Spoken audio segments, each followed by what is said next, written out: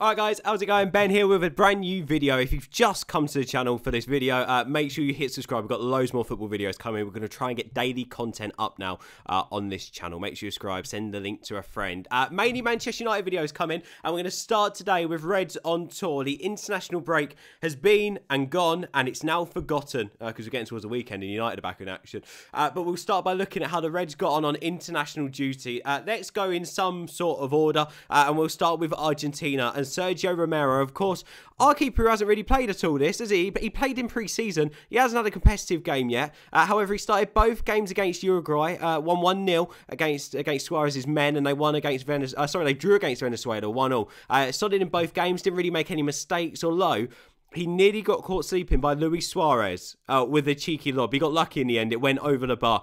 Nothing too harsh on Romero. Solid performances. Only that 1 out of 2 games. So he done all right, actually. For Armenia, Mkhitaryan didn't have a good week at all. He captained Armenia in their 1-0 defeat to Romania on Friday. That was due to a last-minute goal, so that always hurts, doesn't it? He also played a full 90 minutes against Denmark when they got smashed 4-1. Mickey couldn't put on a masterclass there, and they definitely won't be qualifying for the World Cup, it seems. They're 4 points above Kazakhstan at the bottom of Group E. Not looking good at all for Armenians, Mkhitaryan. Looking at Belgium, Lukaku and Fellaini played. It was a good week, actually, for the Belgian boys. They've qualified for the World Cup. Well done to you, boys. Well done.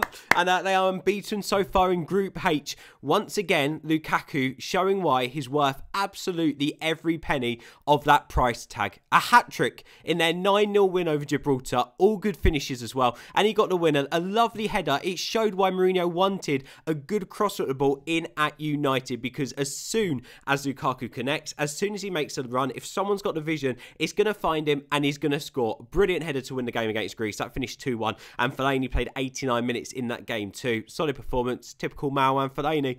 Moving on then to Ecuador. Antonio Valencia captained his national side in both defeats against Brazil and Peru. Poor showing by Ecuador, really, especially against Peru. They were expected to win that one, and it would have been the game that could have pushed them towards World Cup qualification. Unfortunately, now it's not looking likely for Valencia. Looks like he'll be having the summer off next year. For England, Rashford, Smalling, Lingard, Phil Jones all played. Well, they didn't. They all got called up. However, Smalling and Lingard didn't even play a minute. They did go and train, of course, though, and enjoyed sitting on the bench, I'm sure. In both games, though, I've got to say, Phil Jones continued his form like he was with United once more. He's looking solid. He's good on the ball. He's just a complete unit. He was making all the right decisions as well, which is why Gareth Southgate came out and said that he's the best English defender right now. And I'll tell you what, it's very hard to argue. Phil Jones is looking brilliant at the moment. I just hope he stays away from injuries, that's all. He's played a lot of minutes recently. He's played 90 every game so far for club and country. You just need to really just put him in cotton wool. He's going to have a game on Saturday, then he can't play the Champions League game, so hopefully he gets a good rest during next week. Southgate also went on to say that Marcus Rashford excites him every time he sees him. More and more, you could say, he continued his United form as well as Jones. At times, poor decision-making, which was really frustrating, especially when he tries to take on a couple of players just outside his box against Slovakia, and they ended up scoring. It was a poor decision for Marcus Rashford. He should have just got rid. He redeemed himself, though, by getting a brilliant winner from just outside the box. And against Malta as well. He came on, gave us some excitement. In the end, we ended up winning the game 4-0, and that was down to Rashford bringing something different to the pitch. He beat his man every time, and he also came up with a lovely assist in the last minute for Harry Kane as well. Sweep the ball around the back line. Again, promising from Rashford, but really needs to improve on that decision-making. Moving on to France, and Paul Pogba, a bit like Rashford, had a mixed international break. Against Luxembourg, he was just awful. There's no way around it. He was so poor. But against Netherlands, he was all right, I suppose. There's a video out there as well of him toying with Daley Blind that was quite funny. You could just imagine them two on a training ground doing that week in, week out, but in sort of not wanting to put that fit in because he know he'll get done. So sort of good to see Blind not totally destroyed by Pogba. Sort of good to see Pogba trying to take on his club teammate in that context for his national side. Moving on then to the Netherlands. Let's go with Blind and Fosu-Mensah. He looks solid in both games, despite that hammering to France. Fosu-Mensah surprised everyone on his debut, actually. He was superb. He didn't look out of place at all. However, he's not helped by the rest of his side. They don't look strong at all in midfield, do they, Netherlands? Which sort of puts the pressure on them defensively. So they've got to sort of step that up. It's been a mixed qualifying campaign so far for them. They still need some wins to get through. Bulgaria, I've got to say, was the game that I have to highlight for Daley Blind. It was a perfect left-back performance. I watched it. I've also gone back and watched his individual performance on YouTube, and he was superb. Defensively brilliant, a couple of assists as well, 2 brilliant balls to get Robin on the score sheet, and also Davy Proper as well. All round, great from Blind, and we want to see that more from him at left-back, because he has got the potential to be great there, and that left foot is just something else, really. When he's in gear, he is great with that ball in his left foot and putting the ball in the box early. He just needs those runners, which hopefully Lukaku, given time, can supply. Moving on to Italy then. Matteo Darmian played the full 90 minutes and was solid in the 1-0 win over Israel. However, they were completely outclassed against Spain, weren't they? Nothing really Darmian could have done. It was just a level above him and all the other Italian defenders and midfielders on that pitch.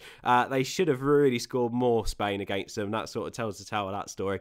And talking about Spain, David DeGea, he didn't let a goal in against that Italy side, or Liechtenstein as well. He was busier off the pitch over the international break than on it, telling the press that he's happy and living his dream every day, playing for a team like Manchester United, and now apparently he's telling Sergio Ramos to sort his Madrid move out. So I don't know what's going on there. I smell bullshit. That's what I smell. Moving on to Serbia then, and Nemanja Matic carried on his quality form on the pitch. 2 solid performances against Ireland and Moldova. Played 76 minutes actually against Moldova, which means he had a bit of a rest too. No injuries, happy days. We've got Matic back on Saturday evening. Sweden, Lindelof, of course, he hasn't played a lot for United yet. Actually, he hasn't played at all in the Premier League. Marino's buying his time with our new defender. However, for Sweden, he looks at home in their backline. He really does. He even played a part in one of their goals. A wicked ball from the back over the top. Ferdinand-esque, may I just say. Berg finished it off in the end after it was put on a plate for him. But Lindelof looked encouraging for Sweden.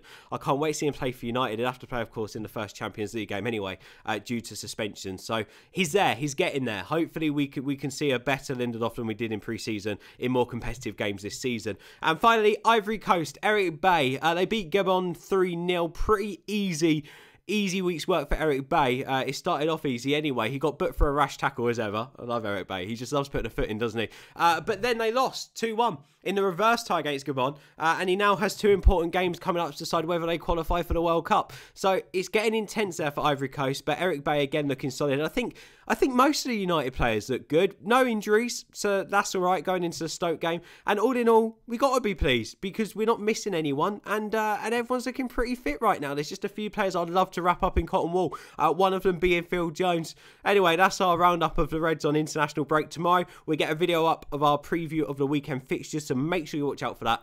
Hit to subscribe and also check me out on Twitter where I'm at Ben Pierce Talks. That's all for now. Thank you for watching. Ciao.